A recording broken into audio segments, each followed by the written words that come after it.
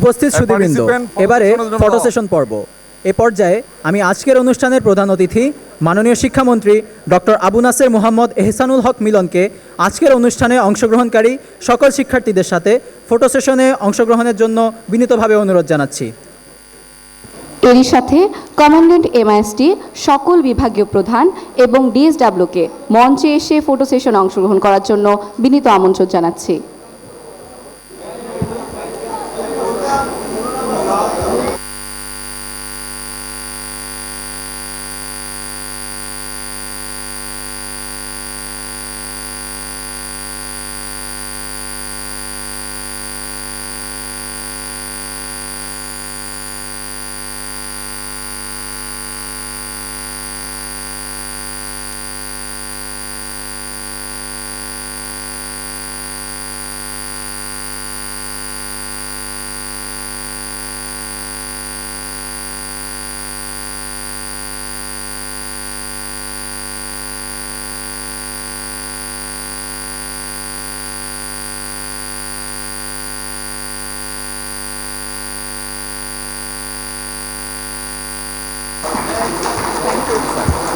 উপস্থিত সুধীবৃন্দ, এরই মাধ্যমে শেষ হলো আমাদের ফটো সেশন পর্ব। ধন্যবাদ সকলকে। উপস্থিত সুধীবৃন্দ, এ পর্যায়ে আমি আমাদের প্রধান অতিথি মাননীয় শিক্ষামন্ত্রীকে তার মূল্যবান বক্তব্য প্রদানের জন্য বিনীতভাবে অনুরোধ জানাচ্ছি। উপস্থিত সুধীবৃন্দ, মাননীয় শিক্ষামন্ত্রী।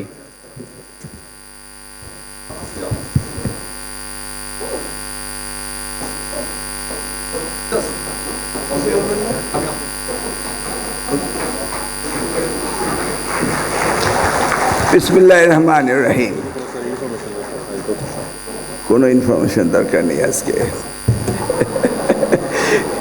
আমার একটি সুন্দর অনুষ্ঠান, ভাবতেও পারিনি। আমি প্রথমেই যারা এই অনুষ্ঠান আয়োজক, কমান্ড্যান্ট হতে শুরু করে এই এমআইএসটির গভর্নিং বডি, টিচার্স, স্টুডেন্ট এবং যারা আছেন উপস্থিত, সবাইকে আসসালামু আলাইকুম। আমি প্রথমেই খুব দুঃখিত যে আমি অনুষ্ঠানটি সময় মতো আসতে পারিনি। হঠাৎ করে সংসদ অধিবেশনের ঠিক পূর্ব মুহূর্তে আমি আসব, বিকেল 3টায় সংসদ শুরু হবে, 2টার সময় তিনি কল করলেন যে বাদ মাগরিব ওনার সাথে বসতে হবে, না করার কোনো সুযোগ নেই। অধিবেশন শেষ করলাম, শেষ হয়নি, মাগরিবের বিরতি, ওনার কক্ষে গেলাম, নামাজ আদায় হলো, উনি ফাইল নিয়ে বসে পড়লেন, অনেক ফাইল। এদিকে আমি অস্থির হয়ে যাচ্ছি যে কখন আসবো, 7টার প্রোগ্রাম, দেরি করা তো চলবে না। আমি নিজেও কোথাও দেরি করি না, আর আপনাদের এই ডিসিপ্লিনের একটা অর্গানাইজেশনের প্রোগ্রাম, এখানে তো দেরি করা মোটেই বাঞ্ছনীয় নয়। আসতে একজনকে অনুরোধ করলাম ভিতরে গিয়ে বলেন যে আমার এমআইএসটিতে প্রোগ্রাম আছে, ডিনার প্রোগ্রাম। উনি এই কথা শুনেই ফাইল রেখে দিলেন, ডাকলেন আমাকে। আমাদের মন্ত্রণালয়টি অনেক বড়, দ্য বিগেস্ট মিনিস্ট্রি, 123,000 crore টাকার বাজেট এবার তিনি দিয়েছেন, যেটা ছিল লাস্ট ইয়ার 88,000 crore টাকার বাজেট। এবার উনি 2% দিয়েছেন এবং বলেছেন you will go up to 5% of GDP. গত বাজেটে, যেটা আওয়ামী লীগ সরকারের সময় ছিল, সেই সময় 88,000 ছিল, বাট সেখানে শুভঙ্করের ফাঁকি ছিল। সেখানে রূপপুর বিদ্যুৎ কেন্দ্র সাথে আইসিটি মিনিস্ট্রি একত্রে অ্যাড করে দেওয়া হয়েছিল।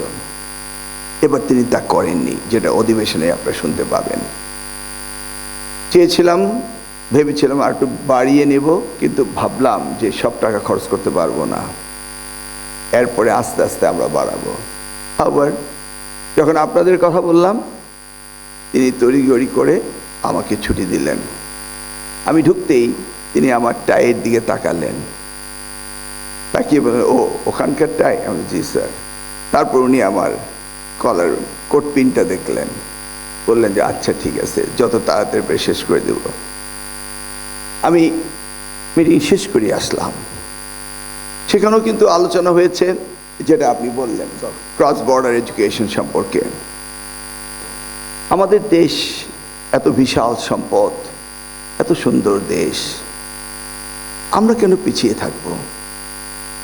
একটি সেক্টরেই তো আমরা পিছিয়ে আছি। তা না হলে আমরা ওয়ার্ল্ড কম্পিটিশনে কেন যেতে পারবো না? সেটি হলো এডুকেশন সেক্টর। আজকে যেই আপনারা দেখালেন আমার জীবন বৃত্তান্ত নিয়ে, যে কটি কথা বললেন, যে I took this thing as challenge. এই চ্যালেঞ্জকে আমার যে কোনোভাবেই হোক এটাকে আমার বিজয়ে ছিনিয়ে আনতেই হবে আমাকে।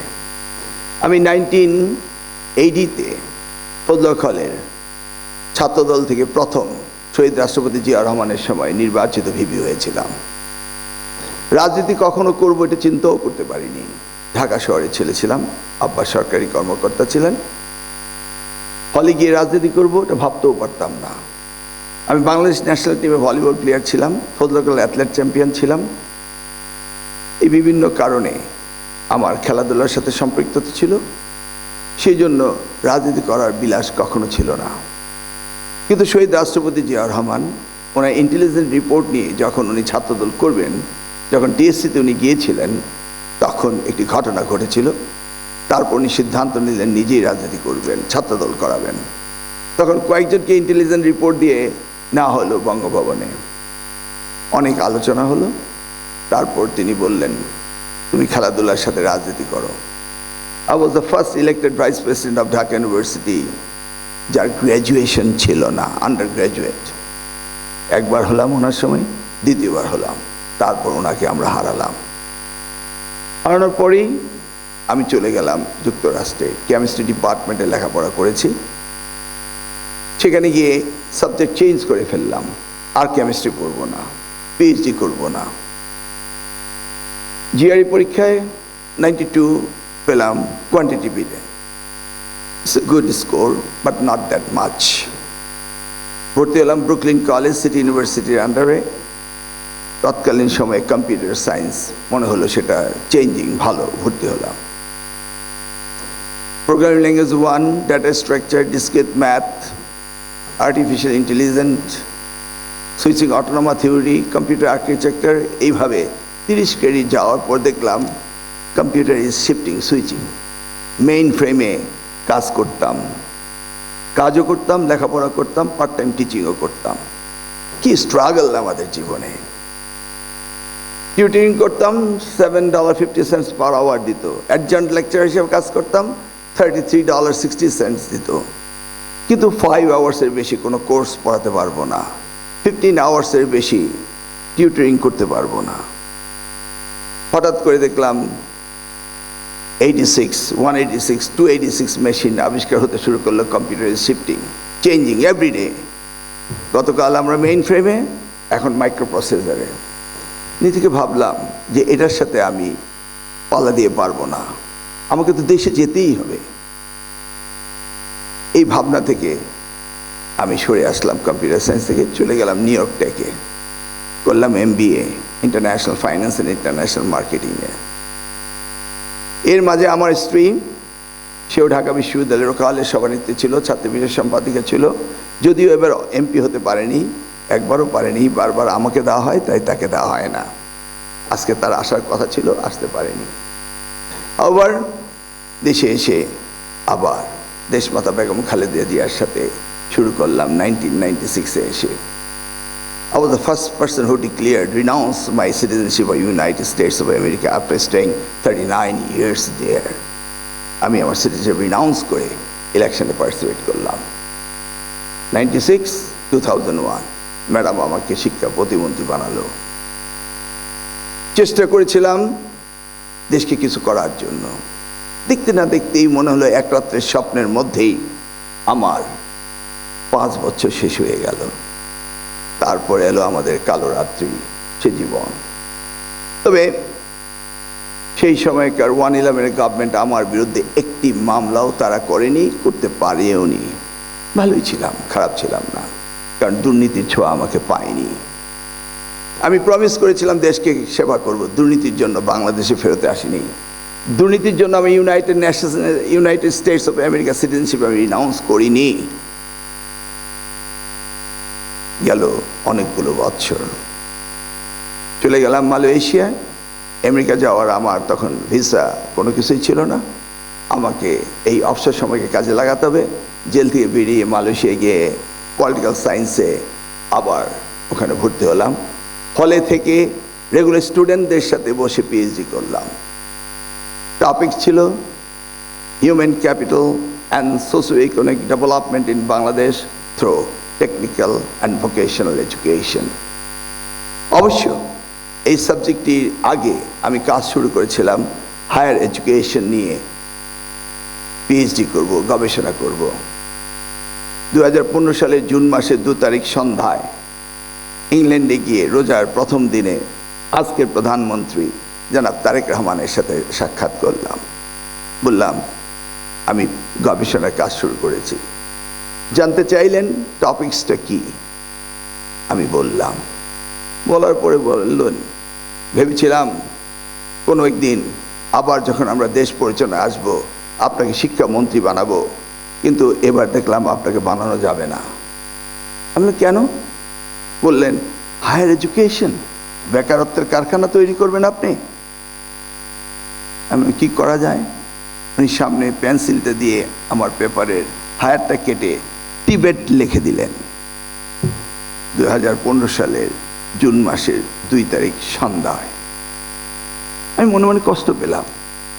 আমার মেয়ে আমার দিকে আর চোখে তাকালো, আমার স্ত্রীও একটু আমার দিকে তাকালো, কারণ 30% কাজ হয়ে গিয়েছে। এখন আবার আমাকে ফেরত যেতে হবে, শুরু করতে হবে প্রথম থেকে। থামলাম না। আজকে এখানে বলেছে মিলন নেভার গিভস আপ, এখানেই বলেছে। আমি বললাম শুরু করতেই হবে, শেষ করতেই হবে।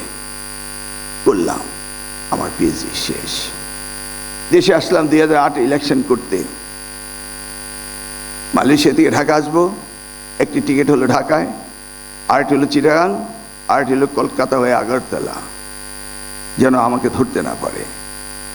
3টি টিকিট কেটে 3 জায়গায় লোকজন রেখে আমি চলে আসলাম আগরতলা দিয়ে ঢাকায়। ঢুকতে পারলাম না ঢাকায়, চিটাগাং গেলাম, সেখান থেকে অ্যারেস্ট করা হলো। বেরোতে পারলাম না, নির্বাচনও করতে পারলাম না। আবার কেটে গেল কতগুলি বছর। এবার সুযোগ আসলো ইয়ামিন আর রাকিবদের, তাদের আত্মত্যাগের মধ্য দিয়ে আমরা আবার পেলাম এই বাংলাদেশকে নতুন করে গড়ার সুযোগ। এই সুযোগকে ব্যর্থ হতে দেওয়া যাবে না।